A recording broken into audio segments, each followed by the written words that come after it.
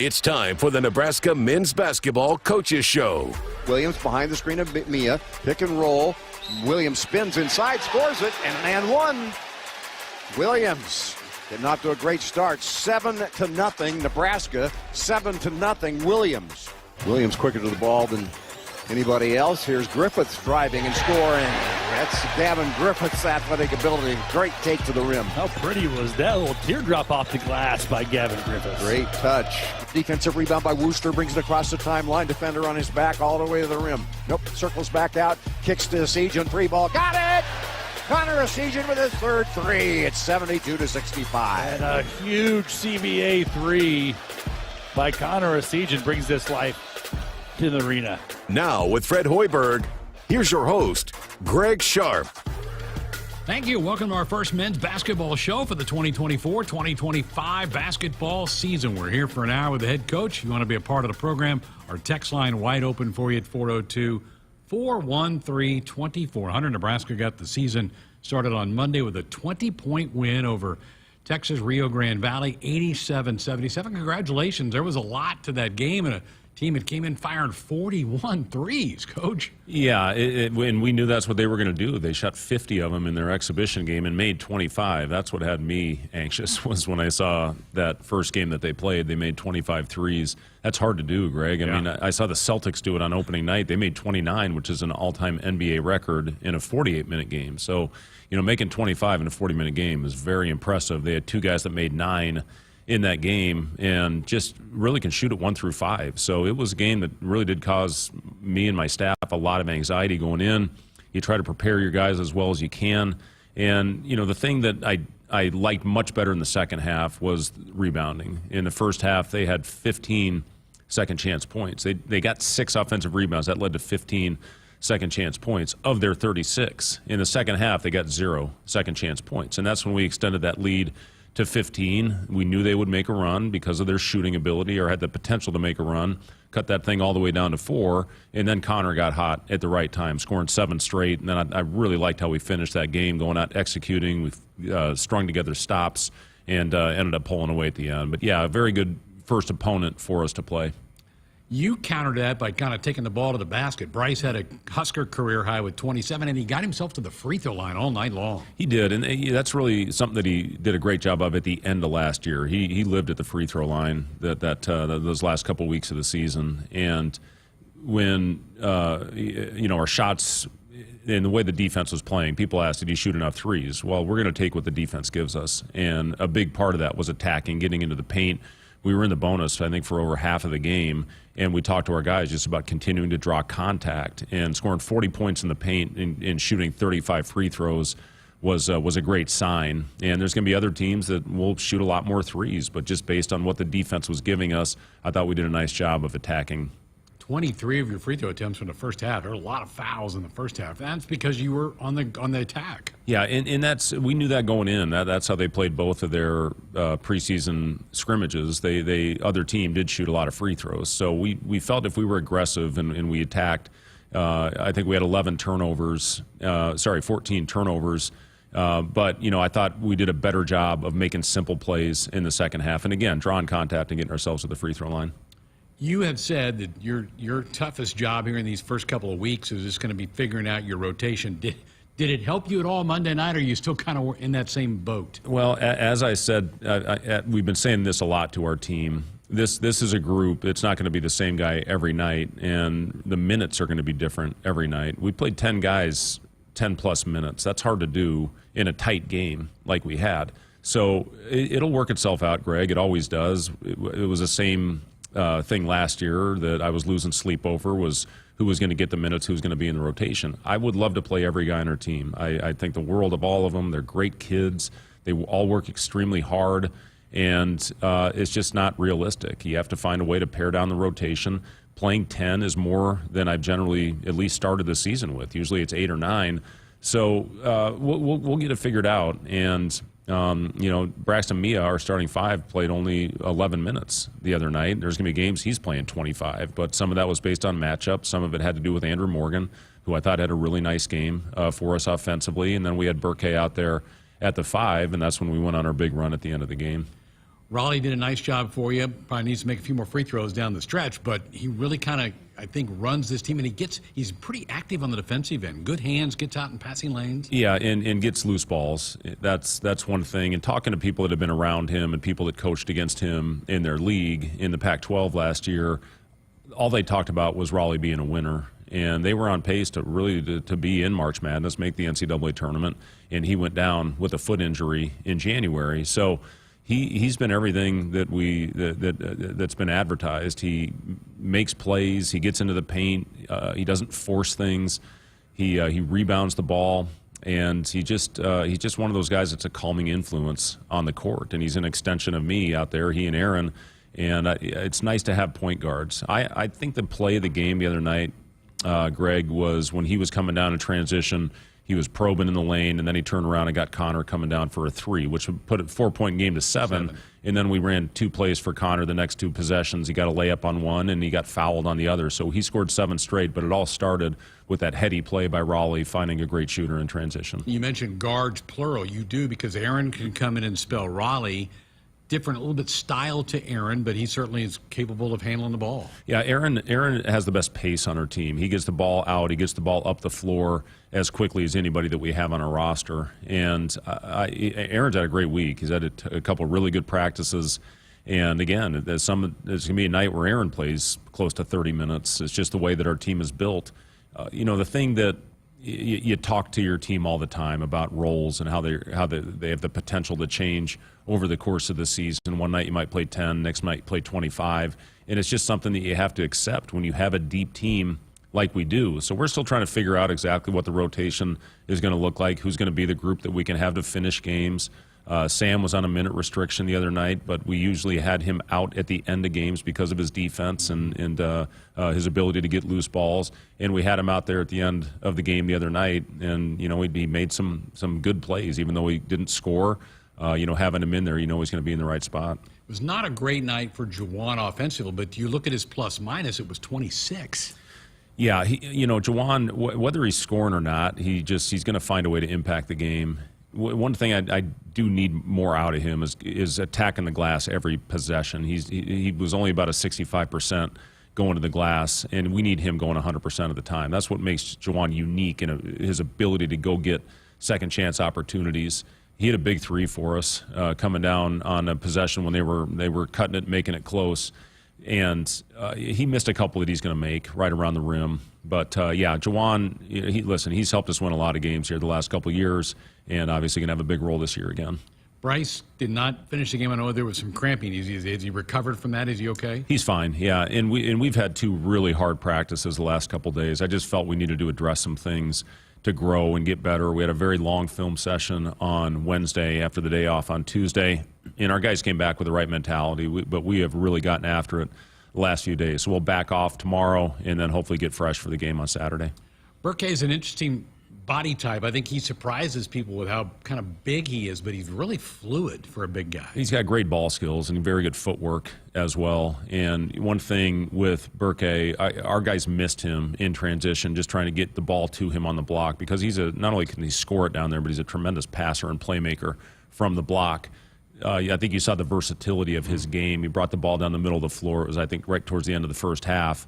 And somebody came off, he faked a handoff, and then hit Bryce on a back cut to the basket. Those are the type of plays he can make, type of things that we're missing with Rink, not on the floor, our leader in assist a year ago. So there's so many things that Burke can do because of his great versatility. So you don't have a problem with him being your 5 occasionally? No, we played quite a bit with him at the 5, and we experimented with it in the preseason as well, and really were forced to do it when Andrew went down with a concussion. He played pretty much all of his minutes in practice at the 5, he and Justin Bolus.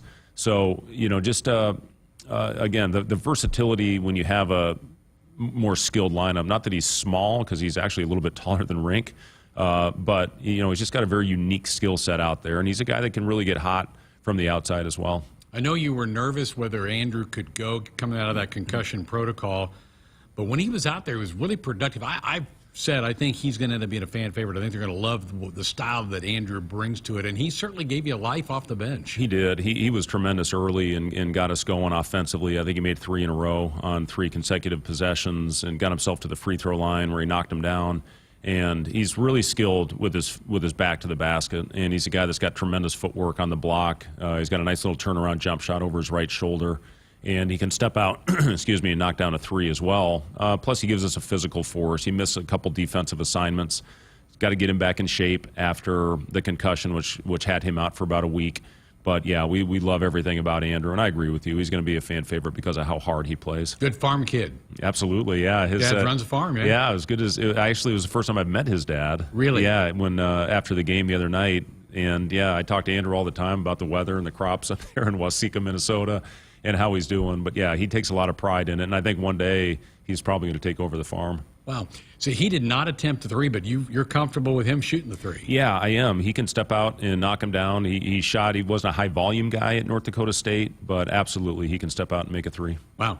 You've got so many guys on this team that can step out and shoot that 3, which I know that's what you love about this team is the ability to do that. You say, we like the 3, we love the rim. Those are the kind of 2 things you want out of your offense. It is. Those are the 2 areas where we really want to get our shots. And I think you saw that very similar philosophy with the way UT Rio Grande plays with the 41 threes, and they just don't believe in the mid-range shot because of analytics. Not that I don't let our guys shoot mid-range. I don't want us taking contested ones. Yeah. Bryce hit a couple of them the other day. Bryce has shown that he can make them, but if we can get an open 3 or a uncontested play at the rim, certainly we prefer those.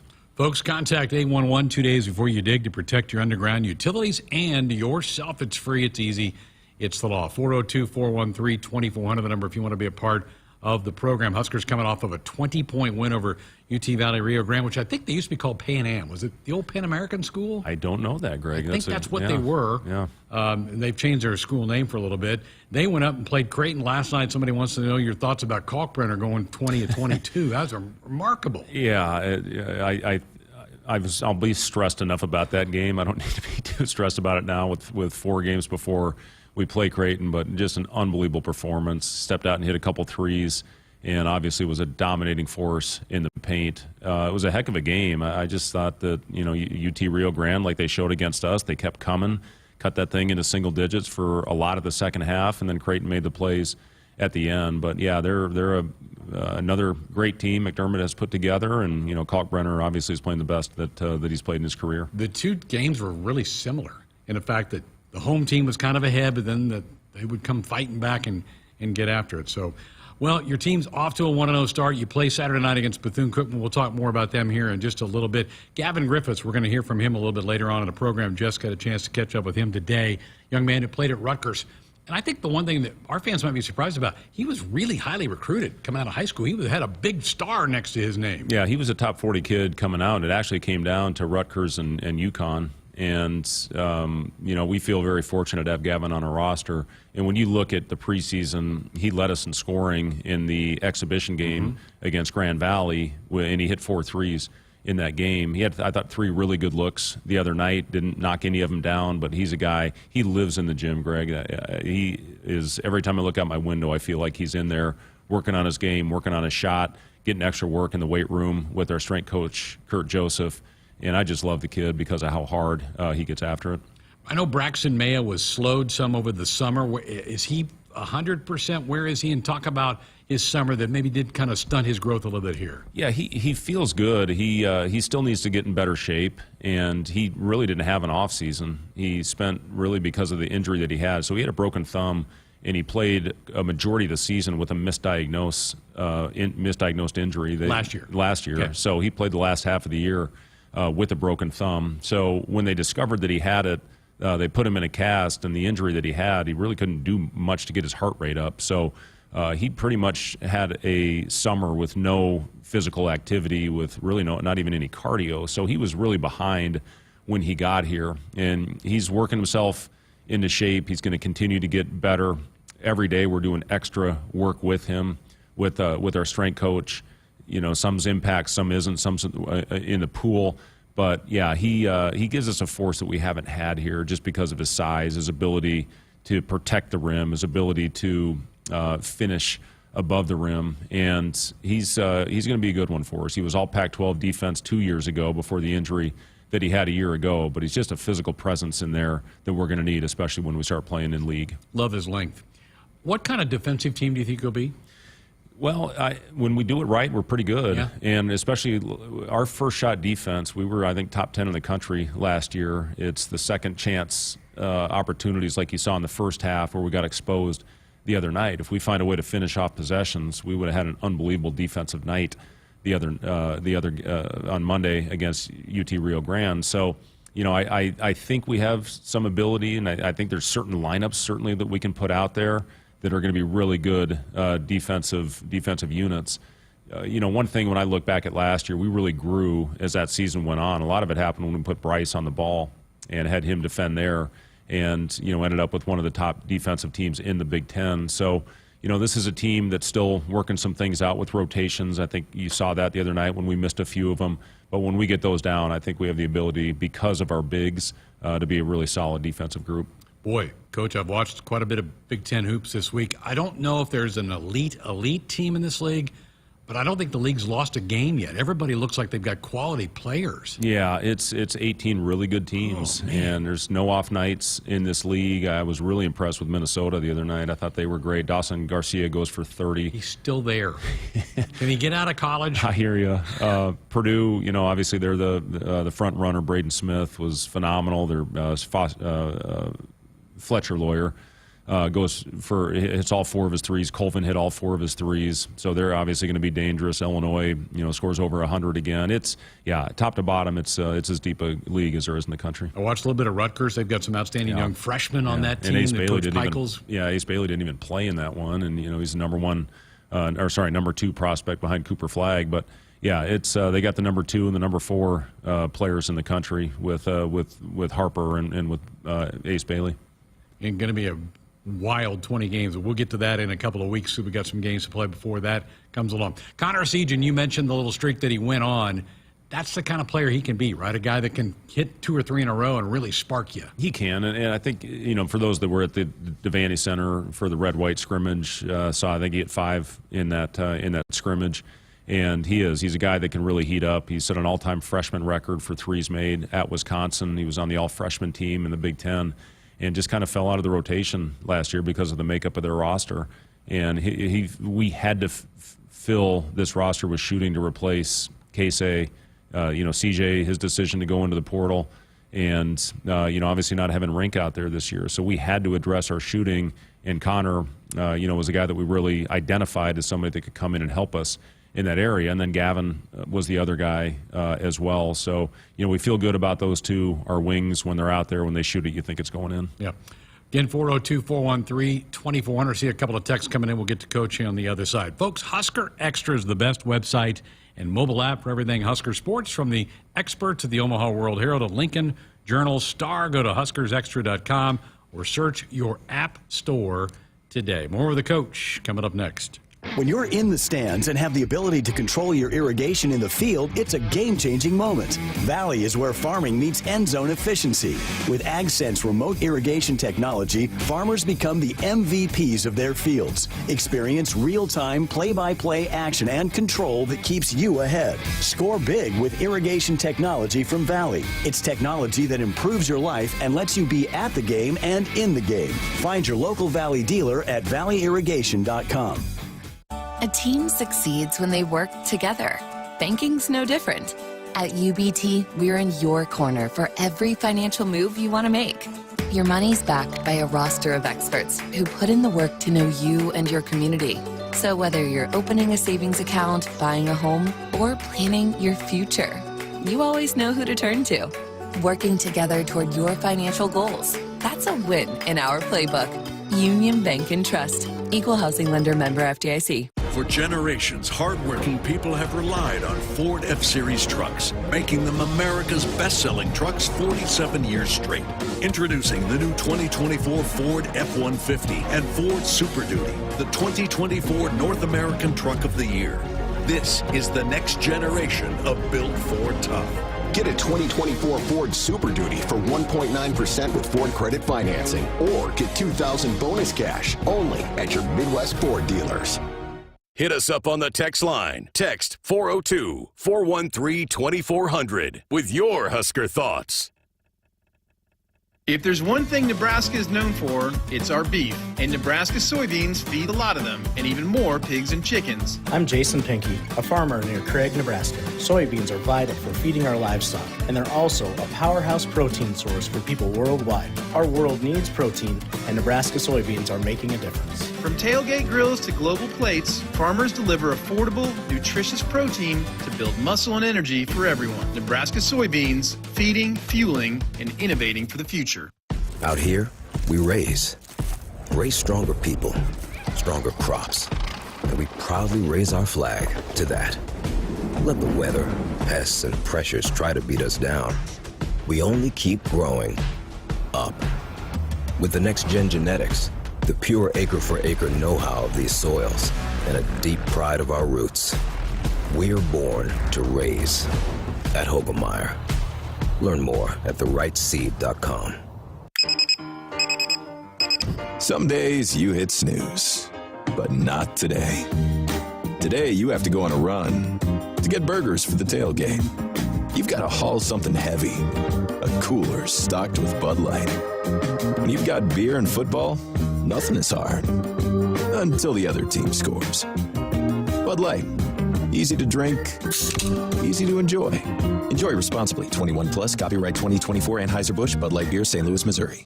If you've been looking for a reason to fill up your car with unleaded 88, how about this? Unleaded 88 can help you save big at the pump. And save the planet by cutting greenhouse gas emissions. Any car 2001 or newer is approved to use unleaded 88. Speaking of good, it's made from corn, which is great for farmers. As I was saying, if you need a reason to choose unleaded 88, there you have them. Unleaded 88. Engine smart, earth kind. Visit chooseunleaded88.com to learn more.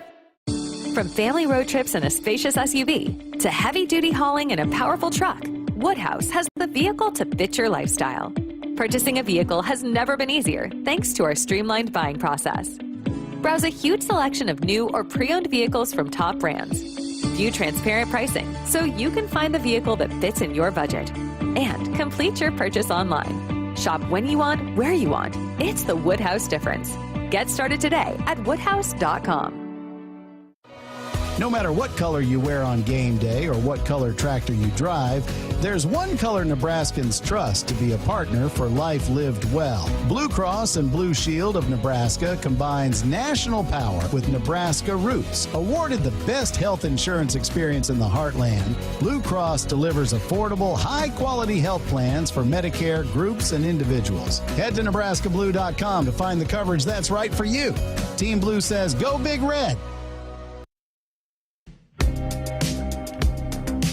Inside our Huskers Radio Network Broadcast Center, sponsored by Akrs. They are the Midwest premier John Deere dealer, supplying the equipment and service to advance agriculture and much more. Akrs, solutions for every field. We're joined by the head basketball coach of the Cornhuskers, Fred Hoiberg, our first show of the year. We won't have another full hour until December. We are just loaded with games, basketball, volleyball for the rest of the month. So we snuck him in here tonight because we have a late volleyball match out at Oregon later tonight against the Ducks. Huskers coming off a 20-point win back home Saturday night against Bethune-Cookman. They played in Lubbock the other night. What did you learn from that tape? Yeah, very, very athletic. They were 15th in the country in transition points a year ago, and in seeing the box of their scrimmage and what they did the other night, that's really what they're trying to do, is get out, try to get ahead of the defense and score very quickly. So that's going to be a big thing, is they're really going to test our transition defense. The other thing, they're very talented. They run a lot of isolation-type basketball, very different than what we saw the other night. They shoot much more in the mid-range and really try to get to the rim. But obviously, we'll shoot the threes if they're open. But the biggest thing that we have to do is get back in transition. Interesting, you can find some different styles to play early in the year, and that's probably good for you because there are stylistic changes within the league. Somebody in the chat room is asking, can you give us an update on Rink and how his recovery process has been going? Yeah, doing well. He actually went to Chicago on Monday and met with the surgery was done by the Chicago Bulls doctor. He's kind of the leading guy in the world on his particular procedure. So it got cleared to do some things, some more running, still a ways away from doing things on the court, and we're going to take this very slow because he will not play this year. But he's doing great. He's ahead of schedule right now as far as rehab, and, as you would expect, Rink's doing everything that he's been asked to do, and that'll put him ahead of the game. It's got to be tough emotionally for him to just be kind of shut down right now. It is, but, he's come to terms with it, and he has done a great job helping out the big guys. And he'll go up and you see him in practice. He'll just go up on the sideline and start talking to them about reads and different things, different plays that he feels that they can make. And still, I think we'll have a big impact on this year's group, even though he won't be on the floor. Coach, usually you go into a season and the officials will tell you we've got a point of emphasis on this or that. Is there anything the officials have kind of told you we're going to try to clean up with college basketball? The biggest thing they talked about was cleaning up they thought it was a little too physical early in the year last year, so they're going to try to clean some of those things up. A lot of whistles the other night. A lot of whistles, and as the year goes on, they generally do allow more things to happen, but they really have talked about cleaning up some of the physical play. You okay with that or not? Yeah, but listen, it's going to go back to the way it is, and the Big Ten will be the most physical league in the country once again. So, listen, I do like the ability of our team to play physical basketball. We've got the size, we've got the length. You see we go 6'5", 6'7", 6'7", 6'10", 7'1" in our starting lineup the other night on Monday, and we'll see how that goes. We may change some things up, but I do like the physicality of this group. So, yeah, I think we'll be fine there. How about the officiating comes under such an eye of everybody? Everybody in the stands loves to get on officials. How about the Big Ten, the process? Who oversees the officials for the Big Ten Conference? What kind of process do you have to go through if you want to file a complaint about somebody? Yeah, it's Terry Weimer, who was a long-time official. Yeah, and he does a good job. I've been really pleased with him. And the Big 12 guy, God, why can't I think of his name? Anyway, he was really good as well. So if you have a complaint, you just put together some clips, you put it on an edit, you send it in to Terry, and you have him review, and then he will talk to the officials about plays that he feels they missed. The one thing I really liked about the NBA, and I think that this is why there was more consistency with it, Greg, is they were all under one umbrella. In the NCAA, each league controls their officials. So, you see maybe some different calls happen in different leagues, and one league might be a lot more physical than other leagues. Obviously, we're playing under the same rules, but there's different people that are overseeing the officials. And that was one thing about the NBA that I thought that the whistle was more consistent. Do you grade officials after every game or not? Not after every game. Well, No. we grade them at the end of the year. Okay. Yep. So now there's not like one thing where you submit this guy was good tonight, that guy wasn't. Well, So we you can just kind of the end of the we year. can send Terry if we think we think that that's happening. Yes, we can send Terry a message. Good. And most of these early season games is it who supplies? Is the Big Ten supply you games and even the non-conference right now? The home games, yes, and like when we play Creighton, the Big East will assign those officials, and when we play them here, the Big Ten assigns the officials, and generally they have a mixed crew. So, for us right now, we've had good refs. I mean, the first exhibition game, for example, we had Keith Kimball, who was a Final Four. I think he ref the championship game last year, and then Kelly Pfeiffer we had, who I really like, and I thought that was a good crew we had the other night. And I think we got Jeffrey Anderson coming in here, another guy that reffed the final game last year as well, and Amy Bonner, who I think is a really good official as well. So, yeah, I think Terry's done a really nice job of identifying some of the best officials and getting them into the Big Ten. Will the Pentagon game be ours? Would it be considered a Big Ten game for that one, or? That's a great question. I don't know. I don't know that question. I think so, but I don't know. I've seen Amy Bonner do a couple games already here this week. Dr. Jane Carney says, Coach, what did you learn after watching Creighton's game with the Rio Grande last night? That both teams are really good, and Pop Isaacs didn't play for them. He's going to be a big part of it. He was a transfer from Texas Tech, their starting point guard a year ago. So he adds a whole new element to that team that wasn't on the floor the other night. But I see improvement in a lot of their players. That Isaac Trout looked really good in his minutes. And then again, what I saw from UT Rio Grande is a team that I think is going to do very well in their league, and that will benefit us at the end of the year. Yeah. Now you root for them. Absolutely. Right? You need them to go on a run. Yeah, and I really... Some guys you root for, like I really like their coach, and he worked at BYU for Mark Pope, and Mark Pope's one of my closest friends in this business. I played with Mark with the Pacers, but this guy's a great guy, and I think he's a star in the business. Next week is the opening of the early signing period. You anticipate doing anything next week? Yeah, we'll get one for sure, and we've still got a couple others that we're looking at. This past year, we signed two guys we really like that I think have really bright futures as Huskers with Nick Janowski and Braden Frager. Just been so impressed with both of their attitudes, the way they've come in and played, their work ethic, and they have really good days out there on the basketball court. So, yes, I'm anticipating we will sign at least one.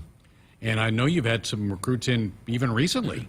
Still going here with some visits. Yeah, it is. It's pretty rare once you start playing games like this, especially for guys next year. Generally, we'll have some unofficial visits over the course of the season. But yeah, we had an official visit last weekend. Yeah, and we'll continue to do that if we see guys that we feel fit into our program.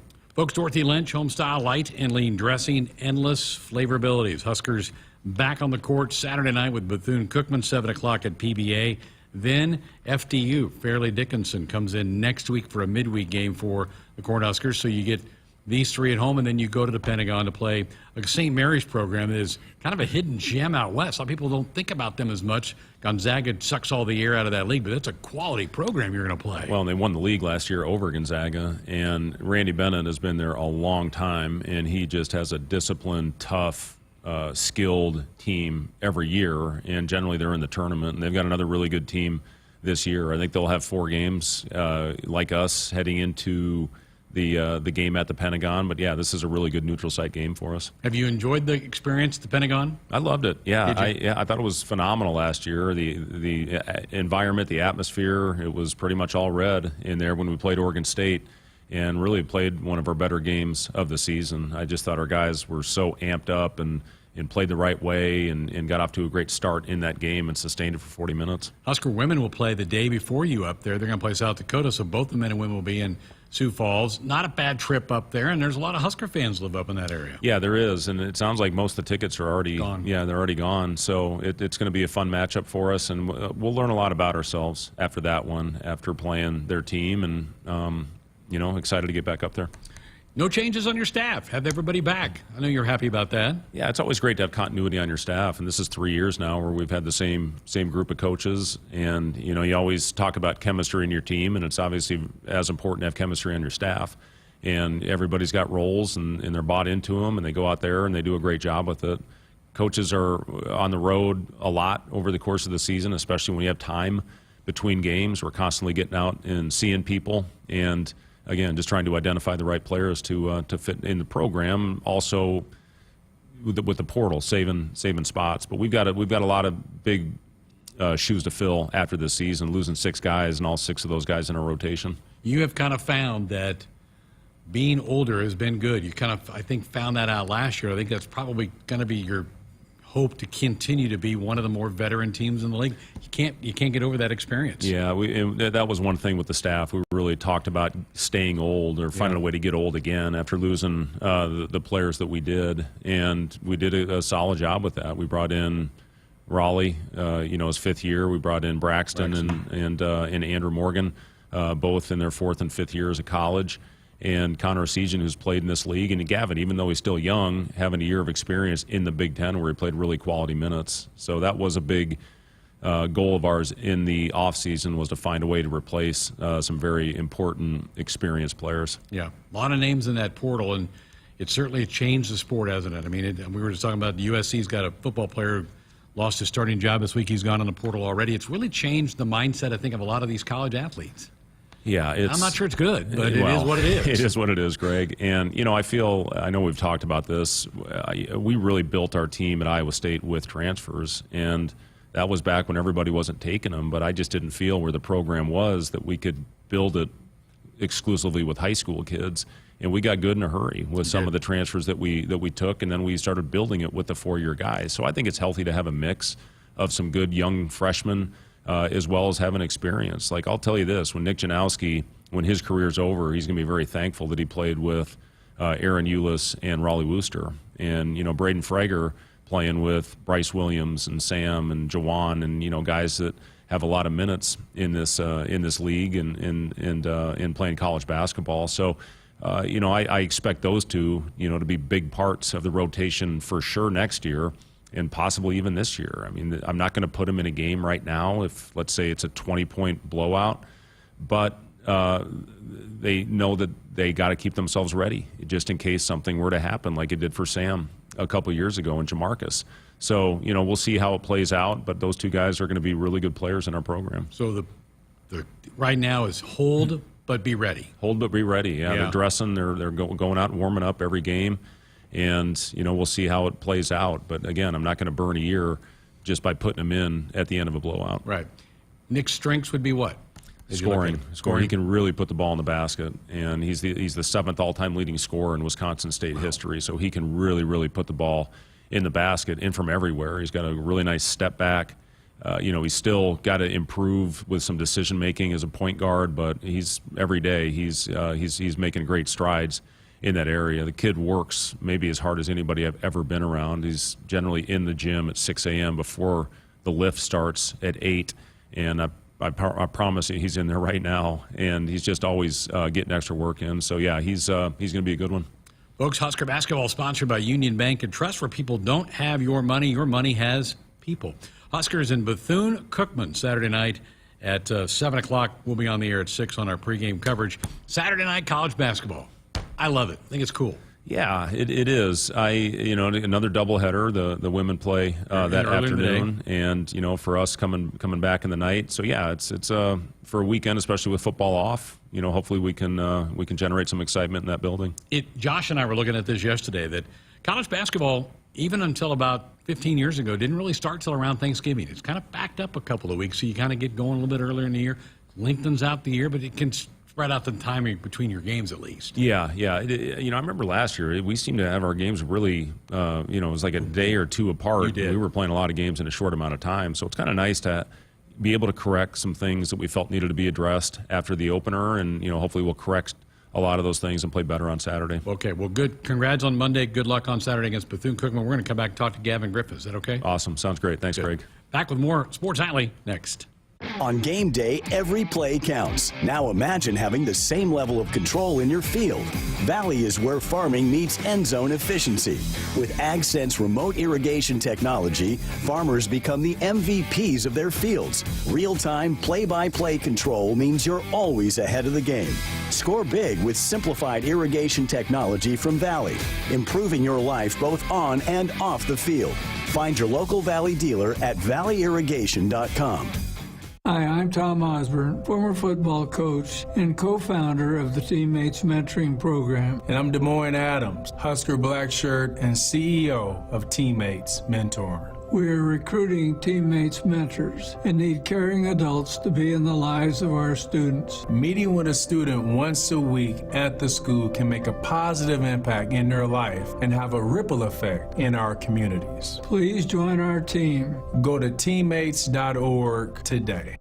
Life doesn't come with guarantees, but working with Rob Seco comes pretty close.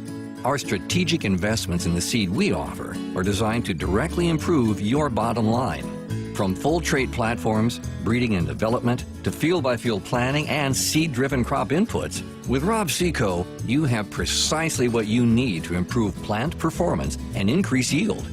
Every farm, every crop, and every acre. Learn more at robseco.com. From family road trips in a spacious SUV to heavy-duty hauling in a powerful truck, Woodhouse has the vehicle to fit your lifestyle. Purchasing a vehicle has never been easier thanks to our streamlined buying process. Browse a huge selection of new or pre-owned vehicles from top brands. View transparent pricing so you can find the vehicle that fits in your budget. And complete your purchase online. Shop when you want, where you want. It's the Woodhouse difference. Get started today at woodhouse.com.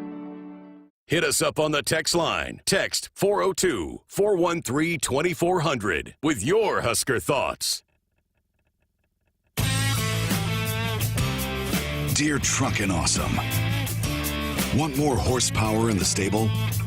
The Tundra iForce Max is the most powerful Tundra ever. With its electrifying twin-turbo V6, you got everything you need. Saddle up the Tacoma TRD Pro. Its segment-first performance seats are designed to smooth out the shocks when the ride gets bumpy. The Toyota 4Runner is part mean streak, part wild side, and an all-around icon. Check out that signature power rear window, will ya? Yes, sir, Toyota trucks. Find yours at Toyota.com. Toyota, let's go places. See your Omaha Metro and Lincoln Toyota dealers. Corwin Toyota of Bellevue, Village Point Toyota of Omaha, Baxter Toyota of La Vista, or Baxter Toyota of Lincoln. Hello, Husker Nation. This is Lexi Rodriguez, All-American Libero, serving you an ace on behalf of Noddle Companies based in Omaha, Nebraska. Noddle Companies is a full-service leader in commercial real estate, digging deep to create thriving communities like the Builders District, Akrs Village, and the contemporary row house townhomes. They bring world-class concepts in fashion, great eats, gorgeous homes, and green spaces, all professionally managed by Noddle Services. To dig up more information, find them on Facebook and Instagram. Noddle Companies, building a better Nebraska. Life doesn't come with guarantees, but working with Rob Seco comes pretty close. Our strategic investments in the seed we offer are designed to directly improve your bottom line. From full trait platforms, breeding and development, to field-by-field planning and seed-driven crop inputs, with Rob Seco, you have precisely what you need to improve plant performance and increase yield. Every farm, every crop, and every acre. Learn more at robseco.com. From family road trips in a spacious SUV to heavy-duty hauling in a powerful truck, Woodhouse has the vehicle to fit your lifestyle. Purchasing a vehicle has never been easier thanks to our streamlined buying process. Browse a huge selection of new or pre-owned vehicles from top brands. View transparent pricing so you can find the vehicle that fits in your budget. And complete your purchase online. Shop when you want, where you want. It's the Woodhouse difference. Get started today at woodhouse.com. You expect your home to protect everything you love, but you don't expect that water is the reason parts of your concrete have gotten so uneven. Walkway tripping hazards, sinking pool deck, cracked driveways are dangerous threats to everyone's safety. But there's one way to learn how your concrete can be lifted. A free home inspection from Groundworks. We put water back in its place. Get your free inspection at groundworks.com. License number C142293.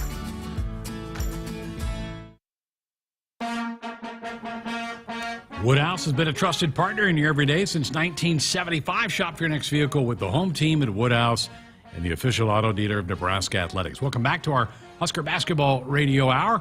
Earlier today, Jessica had a chance to catch up with sophomore Gavin Griffith, the 6'7" sophomore, transferred to Nebraska after playing last year at Rutgers.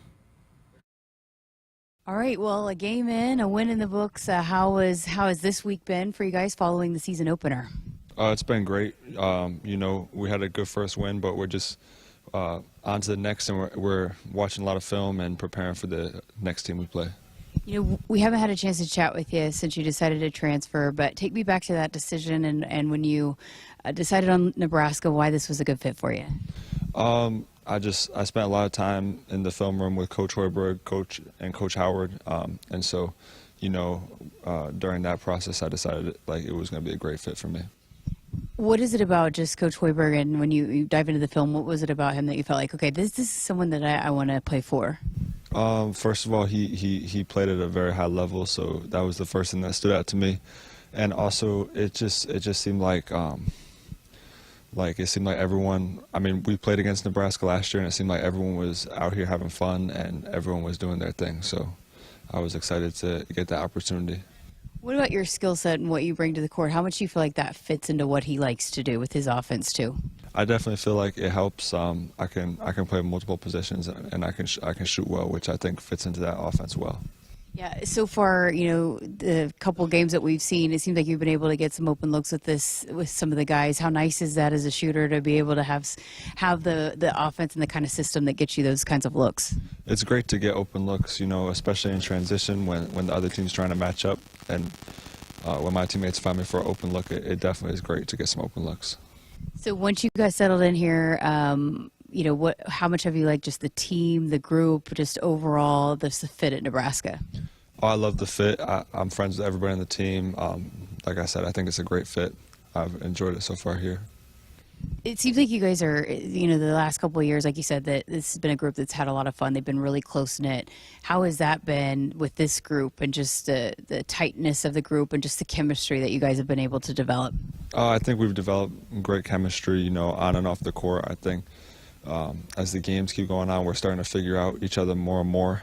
And I think off the court, we're all friends. We have a lot of fun in the locker room. So I think that just adds to our chemistry on the court. For you and your shooting, take me through that. How did that become such a big part of your game? How did you become an elite shooter? Just reps. I was shooting it in my driveway when I was young, and so just lots of reps that helped me be a good shooter. Why basketball? Why was that a sport that you fell in love with? Both my parents play basketball, so I naturally had a ball in my hand from a young age, and I'm tall, so it just seems to go well. With the height, though, a lot of times people don't shoot it as well when they're as tall. So was that an emphasis for you throughout your entire childhood? Yeah, I wasn't super tall when I was young. I kind of grew a little bit at a time, so I had to learn how to shoot when I was young, and I just like doing it. Basketball is fun to me, so I have fun shooting, so that's what I do. After your first season in the Big Ten, what were some of the things you felt like, okay, going into year two, even though it's a different team, but for you personally, what were some of the things of your game that you wanted to work on here in your second year of college basketball? It's a super physical league, so just getting in the weight room, working on my body, just being more physical during the moment, going and getting rebounds, getting 50-50 balls, stuff like that. And then just, I guess, for this team going into this next game, what are some of the emphasis? What are some of the keys for you guys? What do you need to do to be able to win number two? Bethune-Cookman, they played against Texas Tech. They gave them a good shot, and they play fast. They're physical. They crash the glass. They have a lot of good scores. So, stopping them in transition and getting on the glass, those are keys to every game, but especially this game. Those are the two main keys, I believe. We've heard Coach Robert talk about just the film sessions. That's a big part of this program. Has that been something that you enjoy to do? Do you like getting into the film room? Yeah, I love watching film. I really like basketball, so, anywhere I can learn the game, I enjoy it. And when you start diving into film with Coach Weber and the staff, what are some of the things that you enjoy about it? Just the, attention to detail on everything, like every possession. Even if you do something good, you probably also did something bad. So just the attention to detail, every possession, there's positives, there's negatives, and there's room for improvement. Appreciate your time. Best of luck on Saturday. Thank you. There's Gavin Griffith. Gavin played 14 minutes the other night, 2 of 5 for the field, did not make a three, went 0 for 3, 3 rebounds, and his plus-minus for the game was 4. He did have a block shot as well for the Cornhuskers. Interesting talent. I remember watching him last year at Rutgers and thought this was an interesting guy. Obviously highly recruited, as Coach said earlier in the program. Came down to Rutgers and UConn for him coming out of high school. So highly recruited young man from the East Coast. Need to slip in a final break. We're back to wrap up our first basketball show of the year. We'll do that next. When you're in the stands and have the ability to control your irrigation in the field, it's a game-changing moment. Valley is where farming meets end zone efficiency. With AgSense remote irrigation technology, farmers become the MVPs of their fields. Experience real-time, play-by-play action and control that keeps you ahead. Score big with irrigation technology from Valley. It's technology that improves your life and lets you be at the game and in the game. Find your local Valley dealer at valleyirrigation.com. Life doesn't come with guarantees, but working with Rob Seco comes pretty close. Our strategic investments in the seed we offer are designed to directly improve your bottom line. From full trait platforms, breeding and development, to field-by-field planning and seed-driven crop inputs, with Rob Seco, you have precisely what you need to improve plant performance and increase yield. Every farm, every crop, and every acre. Learn more at robseco.com. Hit us up on the text line. Text 402-413-2400 with your Husker thoughts. Husker fans, it's game day, and Pizza Hut's got your perfect play. Score the game day special for just $29.99. Get 2 medium 3-topping pizzas, 8 boneless wings, and 5 breadsticks. Enough to feed 8 hungry fans. Pizza, wings, breadsticks, and more. It's the ultimate lineup to fuel your game day.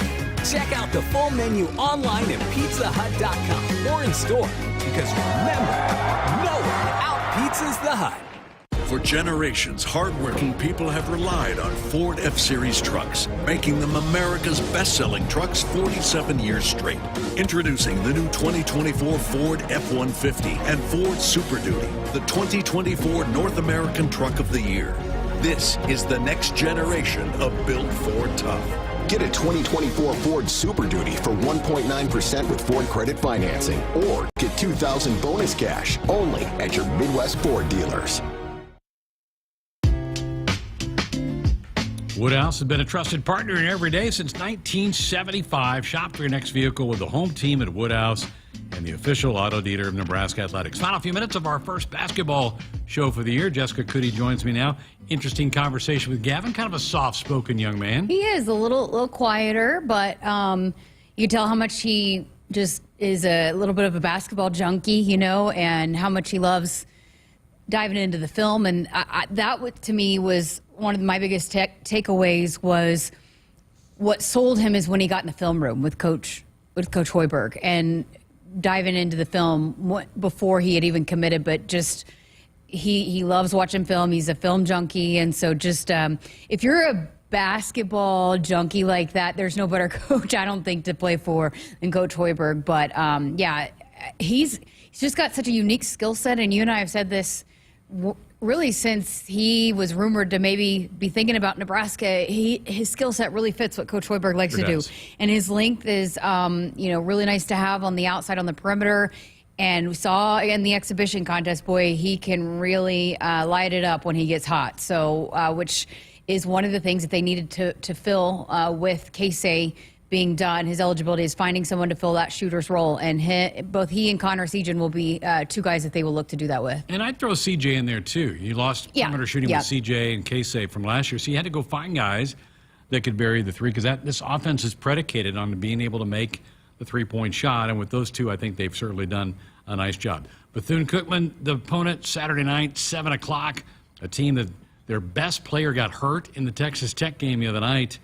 So they may be a little gimpy coming in here, but you can't take anybody lightly. You've already seen some upsets around college basketball here this week. North Florida, who Nebraska plays in a couple weeks, went to South Carolina the other night and won. So you got to be ready to play. Every game's important. You're trying to build your kind of early season resume right now with these early games. Absolutely. And I'm calling the game again for the Big Ten Plus broadcast with Andy Markowski. So I started doing prep, and they are old. They've got some old guards that have transferred in, and they have 11 new players, and a lot of them pretty veteran experience. I've played a lot of basketball, and you and I talk about that all the time. Old guards are scary. They are. And they're not going to come in here intimidated by any means. But yeah, it's a team that Nebraska should handle their business and continue to get better and work on the things. Coach Hoiberg addressed some of those in the last hour, but some of the issues that they need to get better at. And it's a completely different look than what they just saw on Monday. Yeah. So, you got to be able to adjust and pick up the matchup differently and again, get better, because as I chatted with Kent Pavelka earlier today, as he talked about, you got a couple weeks, but then there's a little bit of a tough stretch coming up for this team. So you need to start, again, building, and certainly you don't want to be playing your best right now, but start continuing to build and get some momentum. Tip-off Saturday night, 7 o'clock on the air on the network with pregame at 6. Ken Pavelka and Jake Muehlheisen, and then Fairleigh Dickinson in next Wednesday night, 7 o'clock at PBA for that. So 3 straight home games, and then the Huskers will head to Sioux Falls to the Pentagon on Sunday the 17th to take on St. Mary's, one of those much better teams on the non-conference schedule. That'll do it for our first basketball show of the year. We've got an hour of sports highlight coming up on the other side. Come on back.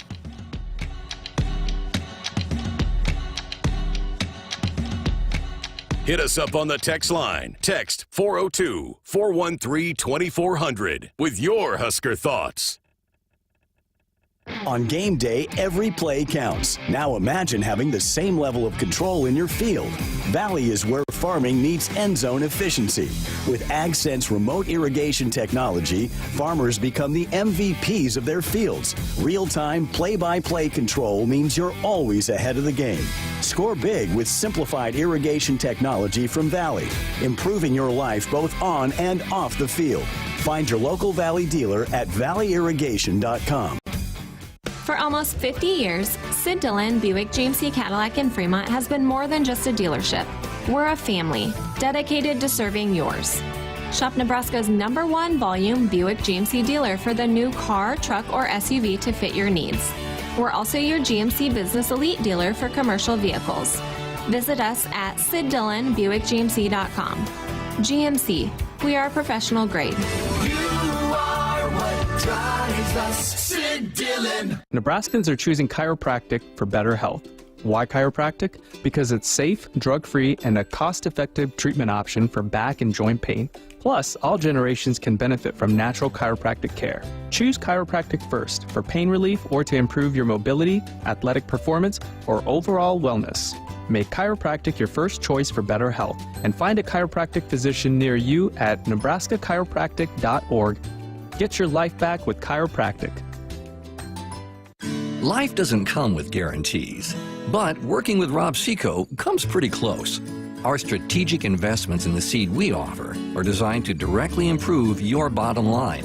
From full trait platforms, breeding and development, to field-by-field planning and seed-driven crop inputs, with Rob Seco, you have precisely what you need to improve plant performance and increase yield. Every farm, every crop, and every acre. Learn more at robseco.com.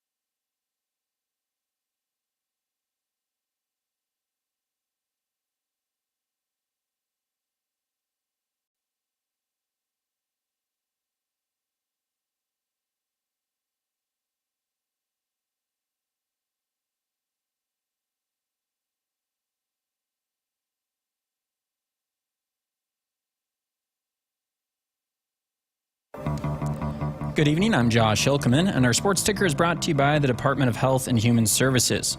Nebraska Volleyball is in action tonight on the road against the 12th-ranked Oregon Ducks. The Huskers are 22-1 on the season and ranked number 2 in the country. First service set for 9 o'clock Central Time, with pregame coming up at 8 o'clock with John Baylor and Lauren Cook-West right here on the Huskers Radio Network. Nebraska's Alexis Markowski was named to the women's preseason watch list for the John Wooden Award. Markowski was one of 50 players named to the list today. The award goes to the best player in college basketball. The senior from Lincoln is a 3-time All-Big Ten selection and already holds the school record for the most double-doubles in a career with 41. The Huskers are back in action on Saturday at 1 o'clock against Southeastern Louisiana.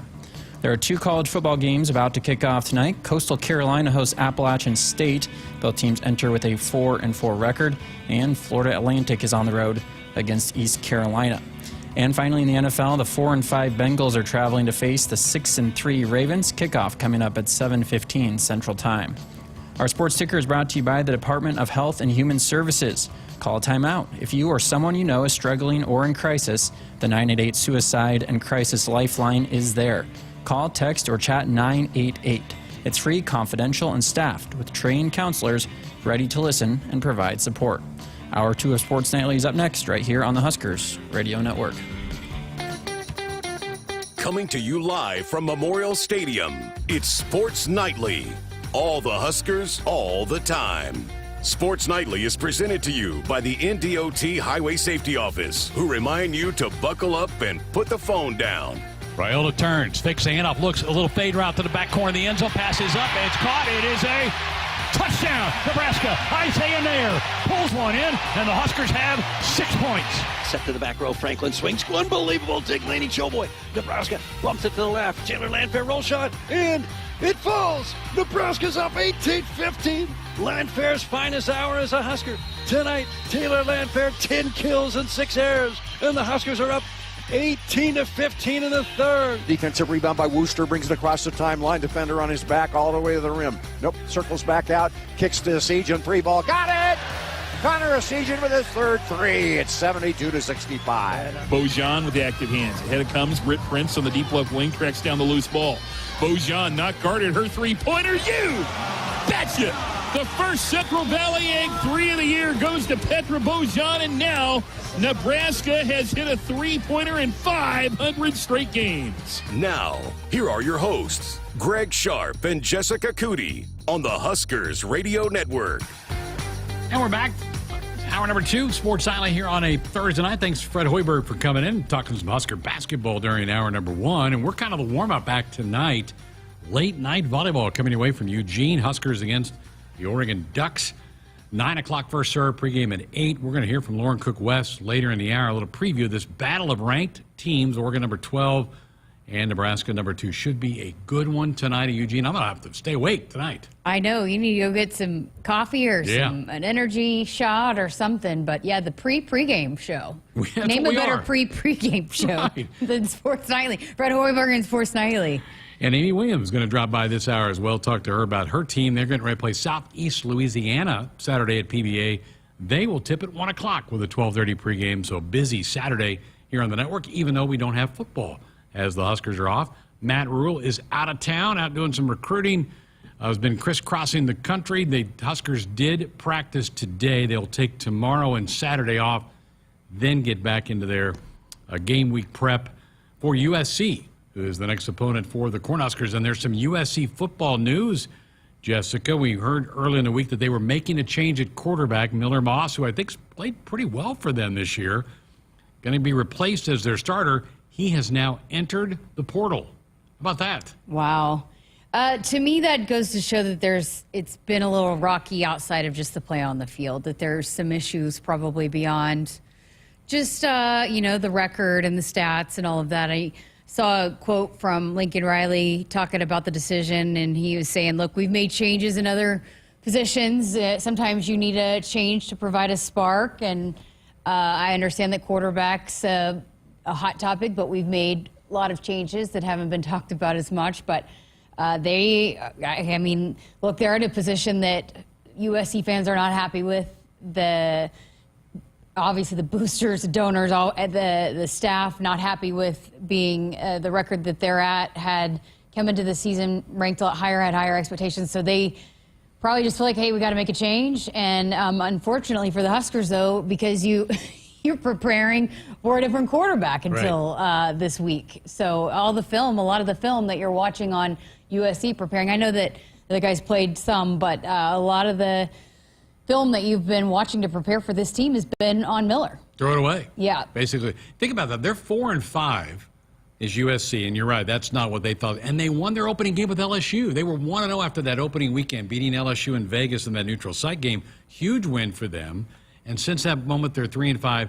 A little bit like Nebraska in the fact that they've been in all those games but then would not make a play late and lose. They lost a lot of close games in the last 2 months. Yeah, and the defense has improved for them. It is better. That's what's crazy is that, for as bad as they were defensively over the last couple of years, they've actually improved defensively. It's the offense that has not been as good as Lincoln Riley offenses have been, and I think a lot of that is credit to the Big Ten, and playing better defenses and more physical defenses that historically Lincoln Riley teams have not done well against those physical defenses. And so, they bring in the defensive coordinator. We're sitting here like, okay, maybe they have made some changes that they need to be able to be in contention to be in the college football playoff.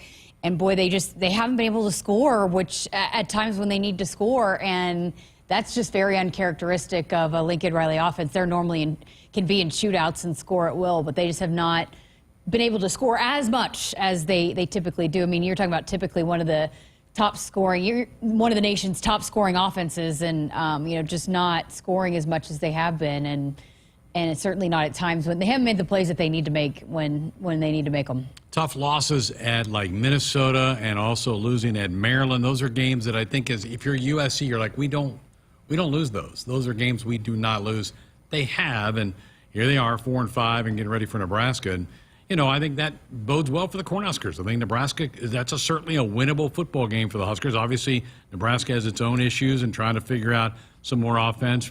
The hiring this week of Dana Holgorsen as an analyst to come in and try to find some ways for Nebraska to get more rhythm in the offense and more explosive plays. So we'll see how that all works. We're 9 days away from seeing what that looks like for Husker football. Yeah, I mean, you hope that it bodes well for the Huskers that despite the disappointing losses, there's really not much drama. I mean, I know you bring in a Dana Holgorsen, but that to me is not going to be like your starting quarterback going into the portal the day after he loses his job. Yeah. A little bit different.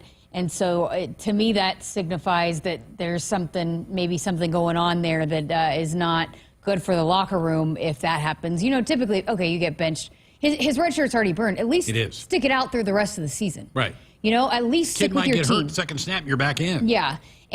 Or at least wait until, who knows, they might make a bowl game. You never know what's going to happen. But the fact that he's already in the portal, to me, I don't know, it says a lot that I don't know the kids, so I don't want to make judgments. But to me, I take it as there's more going on than just losing your job. Completely agree. Because what's the purpose? Your year is, you can't save this year. You played too much to come back and say, well, I get a do-over year. You don't. This year's gone. Stay with the team. Stay with your team until the year's over. I just don't like that. One other bit of news. The SEC has set a football scholarship limit for next year. They put out, Ross Dellinger, who's a good friend of the program, put out a tweet a couple hours ago. Now it's on all the services. The SEC said as football coaches recruit now to build their rosters for next year, and remember, we're setting roster limits, folks. We talked about the 105 kind of being the new roster limit. Nebraska's not a big fan, but that's what it's going to be, 105 total. The SEC is going to keep it at 85 scholarships, allowing for 20 walk-ons moving forward. Remember, signing day is December the 4th. Here we are, November the 7th. December the 4th is the signing day, so we're inside of a month. So the SEC is saying we're going to maintain 85 scholarships. So while you're putting together your recruiting classes, that's your number. Could change moving down the road because there's still some fluidity to the politics of the House settlement that has been reached with the NCAA. But the SEC says 85. I would anticipate the Big Ten to go, all right, we'll go 85 as well. Yeah, just because there's still some unknown with the settlement, and that's still being worked out. So until everything is finalized and done, hey, let's keep it as is, just because we're a month out now, less than a month out from signing, the next roster, the signing class that's going to be adding to this roster. So here's where it is. We've gotten some information about where this thing is going to move heading forward. And I think it's changed. It seems like every month for the last 2 years, some of the information. And I still don't think we are settled in on officially what this is going to look like. I think it's going to continue to change until it's officially official. And so, hey, just keep it as is. And then, because you'd hate to sign these guys thinking that you have unlimited or these 100 and whatever scholarships, and then, hey, pull back, and now kids are out of scholarships. You wouldn't want to do that to the student athletes if something were to happen where you had to go back and re-limit the scholarships. So I think that's a good move, a smart move for now until it's all settled in. And then, again, with the revenue share and all of that, how that's going to look moving forward, those scholarships, those extra scholarships are going to come from that revenue share. So people are going to have to be strategic with how they divvy out that scholarship money beyond just what the limit is. And so there's so much unknown and so much to unfold, and it is going to be fascinating to see how the conferences go about setting their rules, but then how the individual schools go about working around those rules. Because then it will be up to the individual schools and the programs. And you and I were chatting about this off air earlier. Well, you have this revenue share money coming in, and you have these scholarships and whatnot, but what happens to the schools that the basketball programs are bigger than the football programs, but the football programs are the one bringing in the money. Right. It's going to be, I don't know, I wonder if there's going to be some fighting, some jockeying going on who gets how much money. I don't know. It's still so much to find out. I'm glad I'm not an AD, right? Yeah. I don't want to be making those decisions. No. That is going to be, poor Troy Dannon and anybody in those spots. Ross went on to say that the SEC is exploring its own scholarship limits for other sports. Discussions in baseball, we were talking about this today, for instance, have centered, this is the SEC, around 25. They could go to 34, but the SEC is talking about going to 25. I've heard some preliminary talk that the Big Ten might go as high as 20, but the SEC is talking about 25 for baseball. Right now it's 11.7 for baseball. So a lot of fluidity in all these sports moving forward. Folks, it is a different world we live in college athletics. And I'm trying to keep up. It's hard to keep up with all this stuff because it changes almost daily. Yeah, that's it.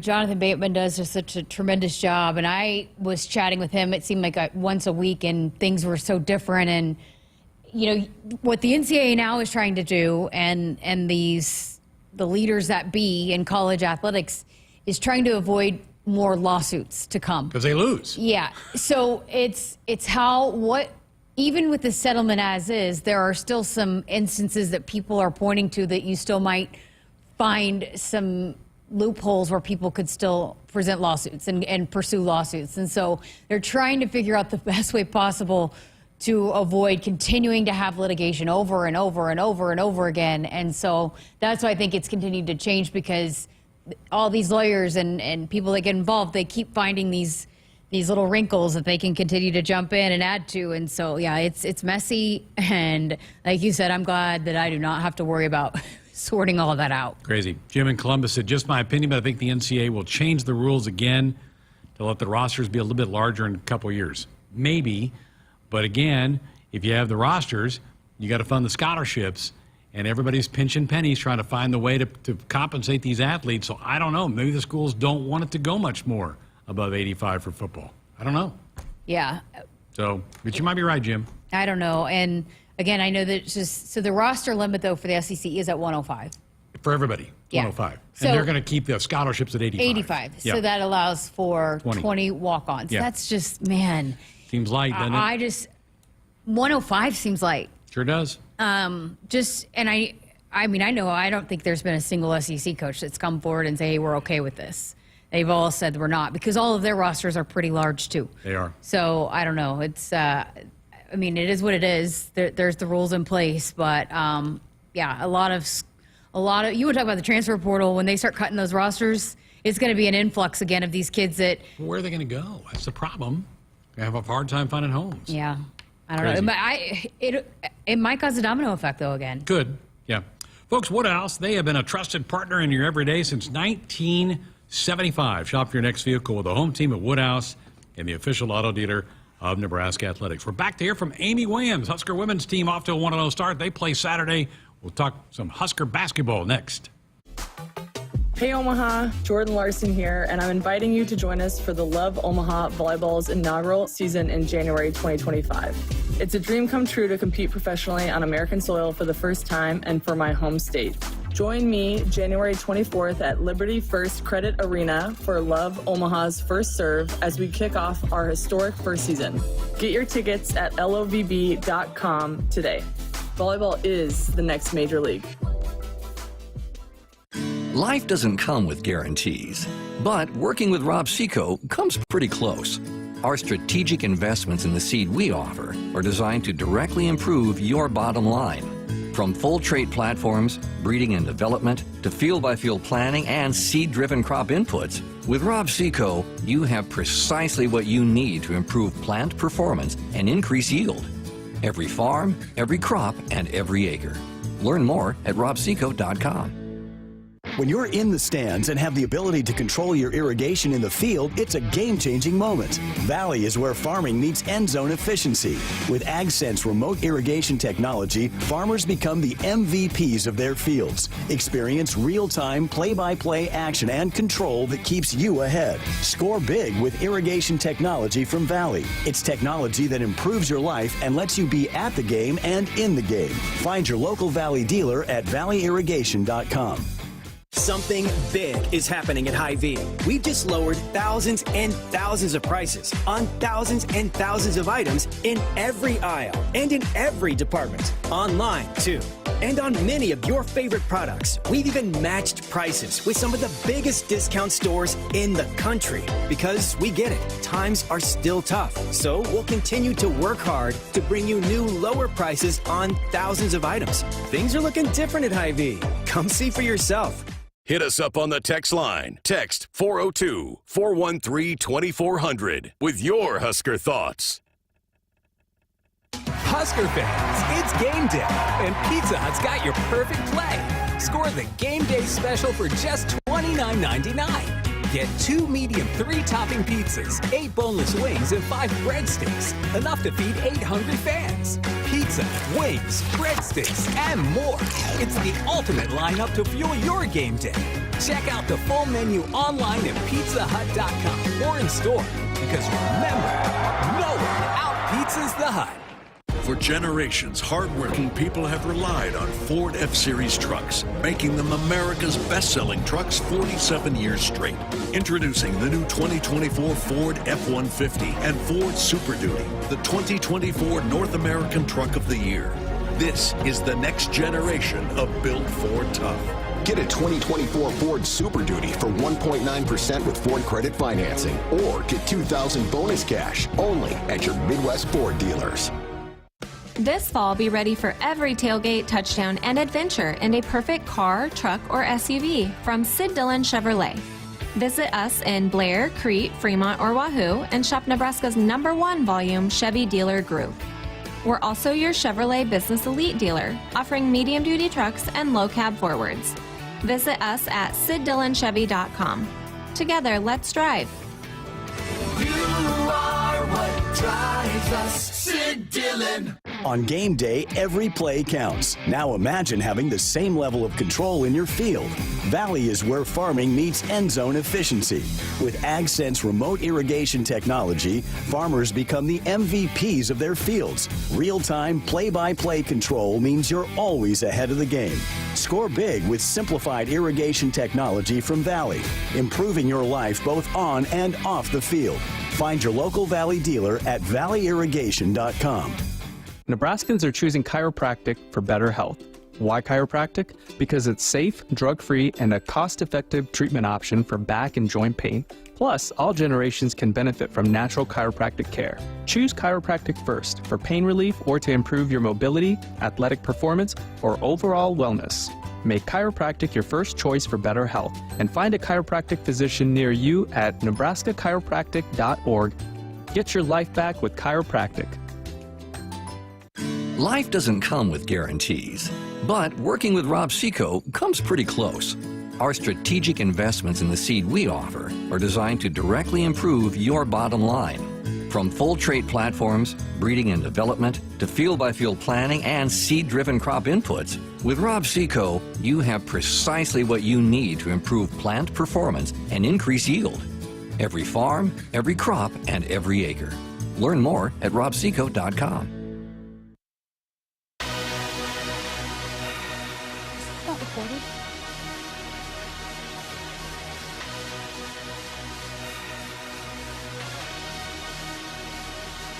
Welcome back inside our Huskers Radio Network Broadcast Center, which is sponsored by Akrs, the Midwest premier John Deere dealer, supplying the equipment and service to advance agriculture and much more. Akrs, solutions for every field. Welcome back to Sports Nightly. I'm Jessica Coody and joined by head coach Amy Williams here on the show tonight.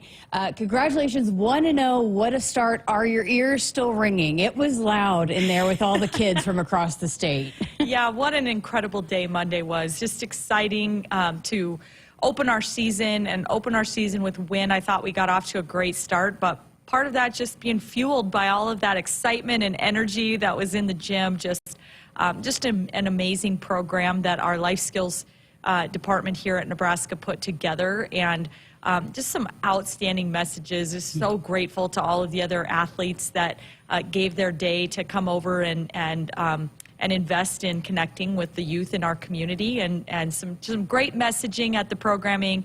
They were loud and proud for sure. My ears are ringing. What a fun atmosphere and environment for our players to open our season to. Well, Alexis Murkowski, what a start. She breaks the record in game number 1 with her 41st double-double, and she's going to keep adding to that all season long. But can you put into perspective just how impressive that is for her to achieve that feat and now be at the top of the record books? Well, it's kind of easy sometimes to take what Alexis is doing for granted because she's just so consistent with what she produces and performs for us. And I'm making it my mission this year to not take that for granted, to be so grateful every day for all that she brings to the team. But it's really remarkable, and especially when you look at the players whose double-double records she broke. I just think, obviously, we've been very blessed over the last year or so to be able to retire Jordan Hooper's jersey, to watch her be inducted into the Nebraska Hall of Fame, and then for her to be the one that Alexis breaks the double-double record. I just think it says a lot about the things that Alexis has been doing, and just really excited for what she's poised for in her final season in a Husker uniform. How much, and we'll talk about her, I know a lot, but just from when she got her first double-double to just now the record-breaking double-double, even how much has she grown as a player? And because now people know what she's doing, and they're trying to do everything they can to keep her off the boards, but yet she still consistently gets those double-figure rebounds. Yeah, I think the best thing is the way that Alexis has just grown as a leader in our program, and just watching her kind of embrace that role. And you know, the way she's always, from the day she came on this campus, has been way more consumed with finding ways to win than she has been about anything that has to do with her own individual accolades or successes. And so I think the double-doubles, all of the things she does takes care of themselves, because she just throws herself so well into wanting to help our team win ball games, be a great teammate, and then she's really embraced wanting to find ways to grow as a leader and keep people involved. And so you've just seen the growth happen in so many areas. Just her ability to pass out of double teams and all the attention that she receives. A lot of our other players really benefit from the consistency that Alexis has provided for us. But for me, nothing has been more rewarding than just watching the way she's grown just as a leader within our program. You know, I talked to Jordan Hooper a couple of the times over the last year, and she's so excited that Alexis has broken her record. But how cool is it that it's a Nebraska kid breaking a Nebraska kid's record? Yeah, it's pretty special. And I think, you know, Alexis talks about all the time that she watched Jordan Hooper as a player and how that just inspired her and how motivated she was by Jordan Hooper as a player. I think it's just so special when you think about you know, what Jordan meant to Alexis in her basketball journey, and just being able to watch a Nebraska native do the things that Jordan had done here at Nebraska and beyond in her professional career, and then how that's kind of inspired Lex, and then now to see that playing out for Alexis, and then just knowing that there's another young woman that's coming to our games right now that's watching Alexis and you know, being inspired the same way Jordan did for Alexis. Okay, so back to overall the team performance. What pleased you the most in win number one? I thought the thing that pleased me the most was just we got off to a pretty good start, and I think we've been talking about wanting to throw that first punch and really not being reactionary, and so I thought we grew from our closed scrimmage and our exhibition game and found a way to come out and get off to a really good start in that ball game, and then we had great contributions. I think 6 players scoring in double figures, and just a lot of players that found ways to contribute to the win. So I think when we can have balanced attack, we become really hard to prepare for, hard to guard, and that's when, you know, we're playing at our best. So those are the things I was the most pleased with. Coach, not saying I was a doubter, but, you know, even Allison was sitting here, and when she said, hey, I feel back to normal, you said it, but it just, sometimes that takes some time. Yeah. But, boy, she does. She looks like the old Allison. That was great to see. Yeah, I thought Allison had some great plays, and, you know, we know she's going to play so hard, so we're trying to kind of give her some 3-4 minute stints, go as hard as you possibly can, and then we're going to bring her over and help her fill that, that tank back up. And, you know, but I thought she really set the tone for our team with just the effort and energy that she plays with. And Britt Prince, again, did a little bit of everything. She stole the ball, she passed the ball, she scored the ball. Is that kind of what you maybe can expect to see from her night in and night out? Yeah, I mean, I think she is just so unique because of what a complete player that she is. And so that's something that, you know, we know we're polishing up certain areas for her as a freshman, but I think, you know, what she comes to the table with, just being such a complete player, she is more than capable of just being disruptive defensively. She's more than capable of going for 20 on any given night, but she's also more than capable of creating offense for her teammates and you know, loading up that right side of the stat sheet. And so, you know, we're excited to start to see those flashes and just know that she's just going to continue to get better and better and more comfortable with her teammates and with our system. You've always been one where you like to play a lot of different players and have your guards kind of do everything on the floor. Here in the early goings, how are you going about figuring out the rotations and who's playing when and with who? Yeah, I mean, the rotations, the really good thing, and I've told my team this, is that you know, they're making my job kind of hard because they're all competing with each other. They're showing flashes on any given day.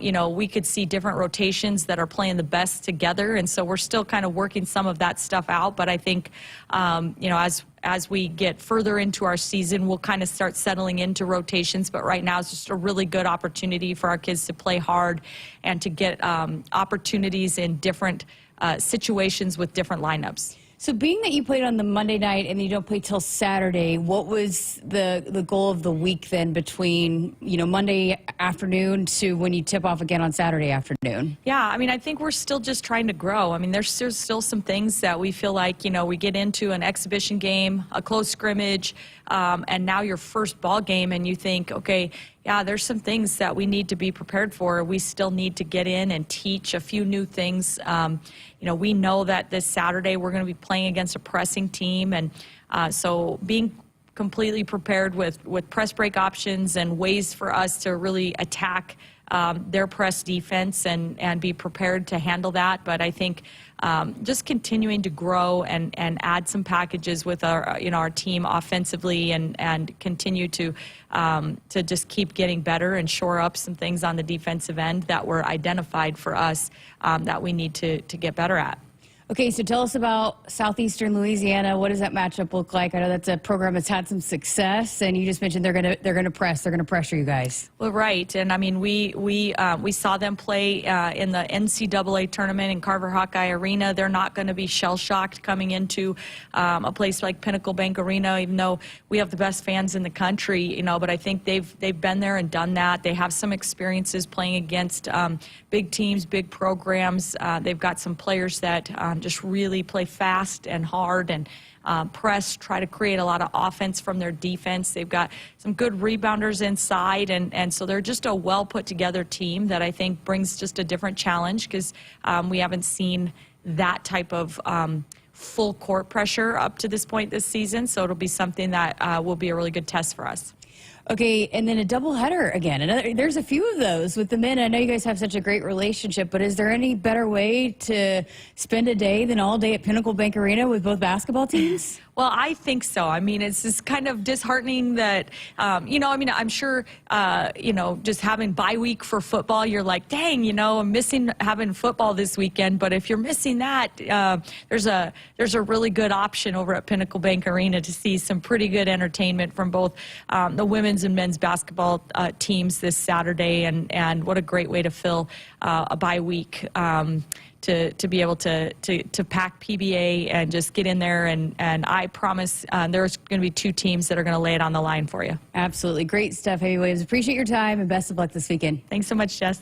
Again, Nebraska and Southeastern Louisiana tip it off at 1 o'clock inside Pinnacle Bank Arena on Saturday afternoon. Huskers.com/tickets if you want to get your tickets to be there inside PBA on Saturday. We got to step aside for a break here on Sports Nightly. More to come, coming up right after this. Life doesn't come with guarantees, but working with Rob Seco comes pretty close. Our strategic investments in the seed we offer are designed to directly improve your bottom line. From full trait platforms, breeding and development, to field-by-field planning and seed-driven crop inputs, with Rob Seco, you have precisely what you need to improve plant performance and increase yield. Every farm, every crop, and every acre. Learn more at robseco.com. When you're in the stands and have the ability to control your irrigation in the field, it's a game-changing moment. Valley is where farming meets end zone efficiency. With AgSense remote irrigation technology, farmers become the MVPs of their fields. Experience real-time, play-by-play action and control that keeps you ahead. Score big with irrigation technology from Valley. It's technology that improves your life and lets you be at the game and in the game. Find your local Valley dealer at valleyirrigation.com. No matter what color you wear on game day or what color tractor you drive, there's one color Nebraskans trust to be a partner for life lived well. Blue Cross and Blue Shield of Nebraska combines national power with Nebraska roots. Awarded the best health insurance experience in the heartland, Blue Cross delivers affordable, high-quality health plans for Medicare groups and individuals. Head to nebraskablue.com to find the coverage that's right for you. Team Blue says, go Big Red. Hit us up on the text line. Text 402-413-2400 with your Husker thoughts. Dear Truckin' Awesome. Want more horsepower in the stable? The Tundra iForce Max is the most powerful Tundra ever. With its electrifying twin-turbo V6, you got everything you need. Saddle up the Tacoma TRD Pro. Its segment-first performance seats are designed to smooth out the shocks when the ride gets bumpy. The Toyota 4Runner is part mean streak, part wild side, and an all-around icon. Check out that signature power rear window, will ya? Yes, sir, Toyota trucks. Find yours at toyota.com. Toyota, let's go places. See your Omaha Metro and Lincoln Toyota dealers. Corwin Toyota of Bellevue, Village Point Toyota of Omaha, Baxter Toyota of La Vista, or Baxter Toyota of Lincoln. Noddle Companies proudly supports the Huskers Radio Network. As a full-service leader in commercial real estate, we create thriving communities. Discover what's new in the Builders District in North Downtown, Noddle Hospitality's latest venture in Aksarben Village, and the contemporary living of row house townhomes on Leavenworth. We're welcoming world-class concepts from men's fashion and great eats to gorgeous homes and green spaces, all professionally managed by Noddle Services. These are the Noddle Companies, building a better Nebraska. For more information, check us out on Facebook and Instagram. Life doesn't come with guarantees, but working with Rob Seco comes pretty close. Our strategic investments in the seed we offer are designed to directly improve your bottom line. From full trait platforms, breeding and development, to field-by-field planning and seed-driven crop inputs, with Rob Seco, you have precisely what you need to improve plant performance and increase yield.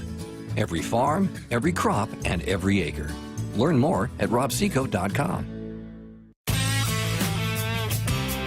Dear Truckin' Awesome. Want more horsepower in the stable? The Tundra iForce Max is the most powerful Tundra ever.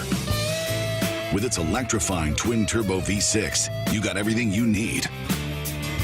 Saddle up the Tacoma TRD Pro. Its segment-first performance seats are designed to smooth out the shocks when the ride gets bumpy. The Toyota 4Runner is part mean streak, part wild side, and an all-around icon. Check out that signature power rear window, will ya? Yes, sir, Toyota trucks. Find yours at toyota.com. Toyota, let's go places. See your Omaha Metro and Lincoln Toyota dealers. Corwin Toyota of Bellevue, Village Point Toyota of Omaha, Baxter Toyota of La Vista, or Baxter Toyota of Lincoln.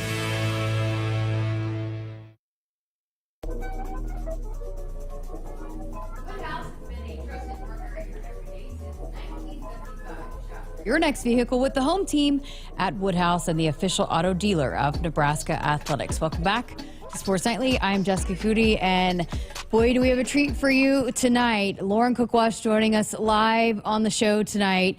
Lauren, it's been a minute since we had the ladies of HRN, so we figured we'd give Greg the boot, and we'd have some fun here tonight. It's how it should be every night, Jessica. I don't know why. I don't know why it isn't. Or at least once a week. I know it should be more of a regular occurrence. That's for sure. Absolutely. Well, did you have some coffee, energy drink? Are you ready for this 9 o'clock start time tonight? It's funny you say that. I actually have coffee. I have green tea, and I took a nap today. This is ridiculous. And they pushed back, I think, the start time for Saturday even later than what it was originally scheduled at. And this is, I guess, we just have to embrace it. This is what happens when West Coast teams join the Big Ten. How do you feel about this first West Coast road trip for the Huskers with the one tonight against Oregon and then Saturday against Washington? Oregon scares me. I'll Really? say that. The best way I can describe this, Nebraska volleyball, we play very traditional volleyball. Set to the outside, don't run a lot of cross or combination plays. The tempo, it's not too fast, it's not too slow. It's just a medium tempo offense, just basic offense, basic defense, not a whole lot to it. And it works because we get some of the most talented players in the country to come to Nebraska. Well, Oregon, on the other hand, is the complete opposite. They're trying to run the fastest tempo in the country. They're running cross and combination plays. They're subbing players in and out. It's just unconventional offense and defense, and it sometimes works for them, and they'll have a really great season and go really far in the tournament, but sometimes it can be, high reward, high risk, high reward, whatever that saying is, where you have a team who tries all these things, and yes, sometimes it all goes together and it works, and other times it just completely crashes and doesn't work. So it's just matched up. It's not a great matchup. It's not like a Wisconsin who plays similar to Nebraska. We're going to have to make a lot of adjustments as this match goes on, and if Oregon's in system and passing really well, they're really scary offensively. So we've seen with the Huskers everywhere they've gone, they've had great atmospheres. But what is the volleyball atmosphere like in Oregon? What will it be like tonight? Do you know? Well, I don't know. I think they usually draw a pretty big crowd, but I'll say this. They used to have a court. I'm pretty sure they do not have this court anymore. And it had, have you seen pictures of it, Jessica? Yeah, yes. With the trees everywhere? Yes. And I played in it my freshman year at UCLA, and I was cross-eyed by the end of the match. I couldn't see. I couldn't walk straight. I didn't know what was happening. I felt like I just went through, one of those spooky haunted house mazes where, you're turning around and there's mirrors everywhere and you come out of there thinking, what did I just go through? Well, that's kind of what the Oregon court used to be like. But they changed their court, but I think they usually draw a pretty good crowd. And, everywhere Nebraska plays, they're drawing big crowds. So I'm assuming it's going to be packed tonight and a loud duck crowd. Okay, so Shane Jensen in the chat had a question for you. Do you think it is harder to travel east and play early or to travel west and play late like tonight, like the Huskers are doing tonight? That's a really good question. I will have an answer after tonight. We'll see how the Huskers play, and I don't know. Because you were on a team before you came here that had to travel some, right? Yeah, I don't know. Gosh, that's a really good question. Let me see how Nebraska does tonight, and then I will go to Twitter and answer that question, because if they play really poorly tonight, then we know that we're not a good, West Coast traveling team. But if we play really well, then maybe we're okay with it. Have they done it? It's hard to adjust the clocks that quickly, but have they done anything to try to prepare for being up so late tonight and playing so late tonight? I know they've pushed back practice times, even though they didn't get a lot of practice before the match. And they've done that with other matches throughout this season, where if it's been a really early match, they've had an earlier practice time, or if it's a later match, they push back that to a later practice time. So Nebraska tries as often and as much as they can to get the girls to adjust to those new times and when the match is going to be played. But sometimes you can't always do that. Okay, so I know we're talking about this weekend and the Huskers have moved on, but I've got to get your opinion. How impressive and where does that performance rank? Last Friday night, what Nebraska did in Madison against the Badgers, where does that performance rank in your mind in recent performances by Husker volleyball? Oh, I would say definitely top 3. Jessica, I'll be honest with you, I thought we were going to lose. Really? I told JB on the air, I said, we're going to lose in 4. And maybe 3. I had little faith. Little faith, no confidence. I critique this team pretty regularly, but it's a tough place to play. Wisconsin's a really good team. They're red hot right now, and I really don't know how Nebraska did it. They essentially played almost perfect for 3 sets, and just did each different skill and category at the highest level and did it consistently, and it was a joy to watch, and really proud of this team, but I was not expecting that. So definitely a top 3 performance. How much do you think they can continue to build off of that? Because here's another top-ranked team, and they obviously have gotten really up and played really well against some of these ranked opponents. Can they maybe carry over what they did on Friday to tonight's matchup against Oregon? I hope so. What scares me, though, is you beat a team like Wisconsin at Wisconsin, and you get this confidence, and sometimes that confidence can be a negative in the long run, and it can affect you, and you get cocky in a way and think, okay, I'm not saying this team is cocky. They're by no means cocky, but you get that confidence, that cockiness, and you think, okay, we can go into anywhere else, Oregon, Wisconsin, Penn State, it doesn't matter, and we have a shot. We know we can win. We know we can do this. So you do need some level of confidence, but you just don't want it to cross over that line into being cocky, and then you think that you're going to get an easy win and you don't have to work for it. But this team, the work effort's there, the grit's there, so I think we're going to see another great fight from them tonight, and hopefully that results in another big win. We've seen some shuffling there on the right side with Lindsey Krause, Taylor Lamphere. How do you feel about that, the opposite side of Merritt and Harper, how that's come along? Where do you feel about that position here going into this weekend? So that's been the biggest question pretty much this entire season, is who's going to be that second left side position. And you're right, it's been between Lindsey Krause, Taylor Lamphere, and I believe the last 7 starts have gone to Taylor Lamphere, and I'll break it to you. I don't know if it's breaking news at this point anymore, but I'll break it to you now. Taylor Lamphere is getting the start again tonight. So to me, Jessica, it seems like I feel pretty confident in saying I think she has earned a starting spot in this lineup. And maybe we don't see that in matches consistently. I mean, she played really well against Wisconsin, but has had some matches where she hasn't played as well. But in practice, she's proving it every day, and that's what's most important to Coach Cook and the rest of the coaching staff. Said right side, meant left side. How important is that to be able to have that going with this team and for what they want to do moving forward? JB always says, and JB, he's never coached volleyball in his life, but he has been calling matches for, 30 plus years. So he knows what he's talking about. He always says, if you want to go deep into the tournament, into December, you have to have two outsides that can terminate. And if you want to win a conference or a national championship trophy, you have to have two outsides who can terminate. And that's what we need. That's what we've been trying to figure out. I think we found that. I think Taylor has really, we know Harper can get the job done. It's, can Taylor consistently get the job done? And so far she has been in the matches where it matters most. We just need to her to do it in every single match and not just step up when the lights are brightest. Got a couple more questions for you. The guys in the chat, Crypto King wants to know, why are you so cool?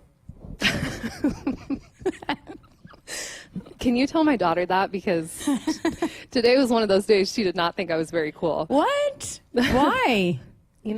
She wanted a sucker. I told her no. She wanted to have a sleepover at her grandma's house. I told her no. So it was a day of no's. And so I'm not a cool mom today. So maybe he can pass that along to her. Why are you full of no's today? We got to find the yeses. I know. There's balance in parenting.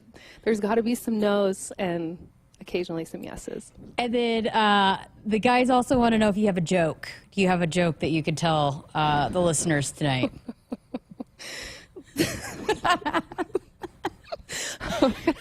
I'm gonna say pass. I don't know if any are appropriate for Sports Nightly. Okay, you can think about it, and maybe the next time you're on, you could bring the guys a joke, because they were asking. A bunch of them were asking if you had a joke for today.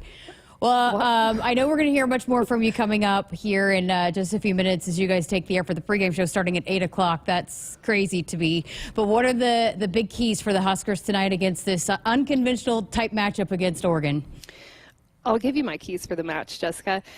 So Collier, she's their big left side, and then you have Glover on the right. Those are going to be the main priorities for our blocking defense. So if we don't have to stuff them on every play, but if we can get some positive block touches and slow them down, then we're going to be really successful from a defensive standpoint. I mentioned the fast-paced offense that Oregon tries to run, so our block has to be really disciplined in those. We always have to have a disciplined block, but especially when you're facing a team that tries to run really fast. So instead of reaching high with our hands on the block, we really need to be pressing over the net, sealing over the net, so we don't get tooled. And then our back row defenders, so all the littles, Lainey, Lexi, Olivia, even Merritt and Harper when they're back there in Bergen, they need to be ready for any junk that comes over, because when you're running a fast-paced offense, there's a lot of missed connections between the setter and the attackers.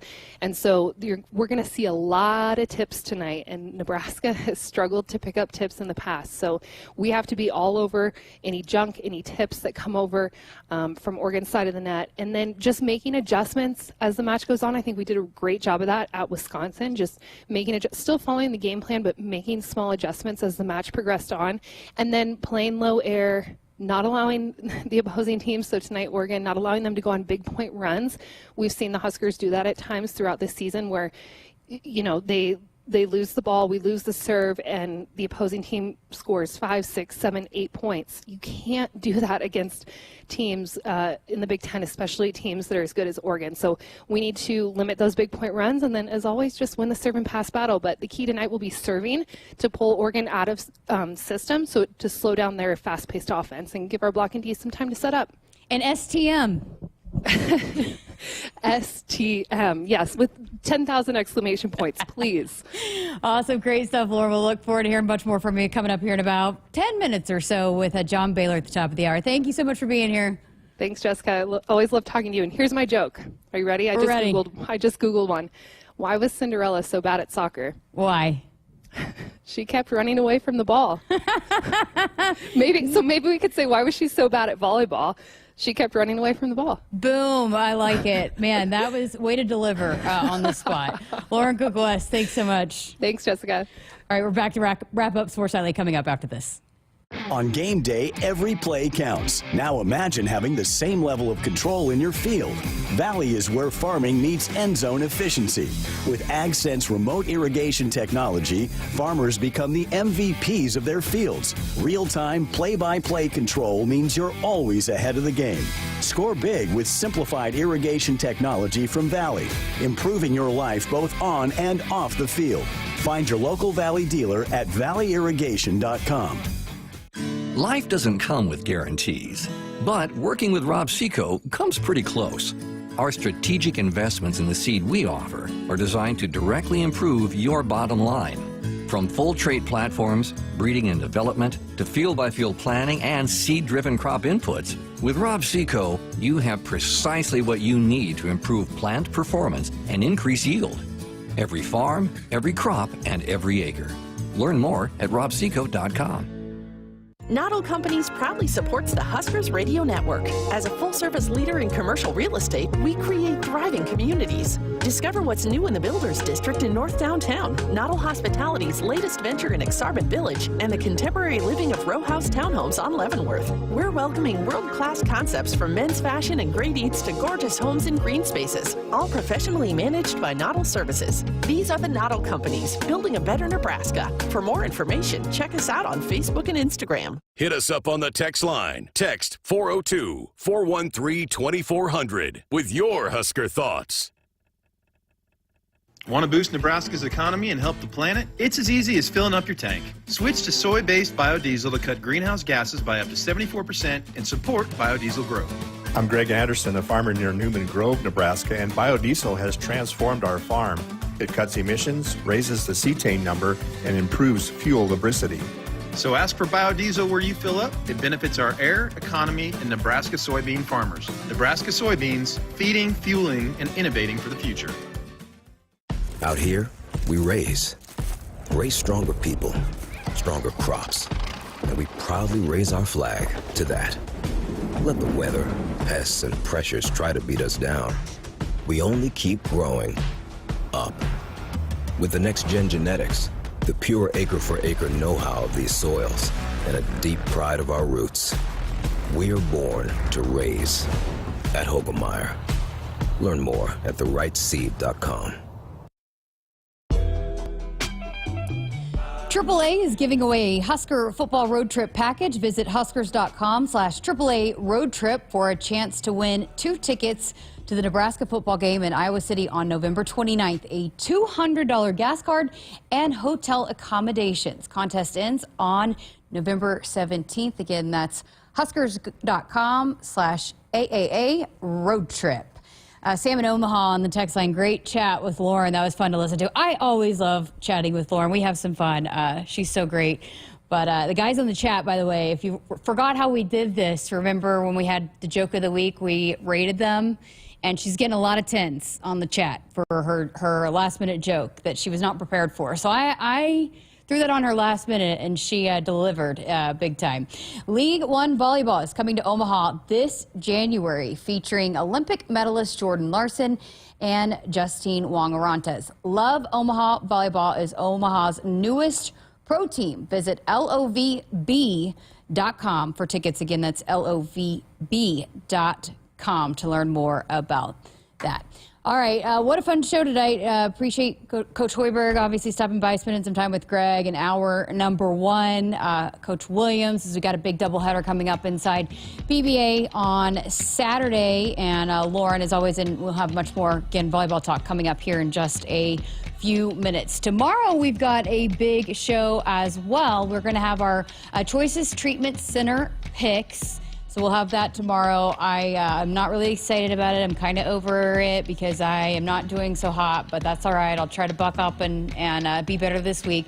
We'll bring you a portion of the sideline slice. Searles is pretty fired up this week. He had some good takes, so we'll bring you some of that. And then we're going to also bring back our Husker Roundup, where we preview some of the sports going on. It's going to be a busy day here on the HRN on Saturday with a couple volleyball games and volleyball, so we'll bring in the voices, Matt Coatney, John Baylor, and Kent Pavelka here tomorrow night as well. So full 2 hours coming up for you here on Sports Nightly. Thanks for listening and enjoy volleyball. Lauren and JB coming up next. Hit us up on the text line. Text 402-413-2400 with your Husker thoughts. Sunday morning. You can smell it. Game day. And the brisket you've been smoking since last night. A day to be with family, aka fellow football fans. Traditions make Sundays easy to enjoy. Beers do too. Bud Light. Easy to Sunday, easy to enjoy. Bud Light is the official beer sponsor of the NFL. Enjoy responsibly. 21 plus. Copyright 2024 Anheuser-Busch Bud Light Beer, St. Louis, Missouri. If you've been looking for a reason to fill up your car with unleaded 88, how about this? Unleaded 88 can help you save big at the pump. And save the planet by cutting greenhouse gas emissions. Any car 2001 or newer is approved to use unleaded 88. Speaking of good, it's made from corn, which is great for farmers. As I was saying, if you need a reason to choose unleaded 88, there you have them. Unleaded 88. Engine smart, earth kind. Visit chooseunleaded88.com to learn more. From family road trips in a spacious SUV to heavy-duty hauling in a powerful truck, Woodhouse has the vehicle to fit your lifestyle. Purchasing a vehicle has never been easier thanks to our streamlined buying process. Browse a huge selection of new or pre-owned vehicles from top brands. View transparent pricing so you can find the vehicle that fits in your budget. And complete your purchase online. Shop when you want, where you want. It's the Woodhouse difference. Get started today at woodhouse.com. No matter what color you wear on game day or what color tractor you drive, there's one color Nebraskans trust to be a partner for life lived well. Blue Cross and Blue Shield of Nebraska combines national power with Nebraska roots. Awarded the best health insurance experience in the heartland, Blue Cross delivers affordable, high-quality health plans for Medicare, groups,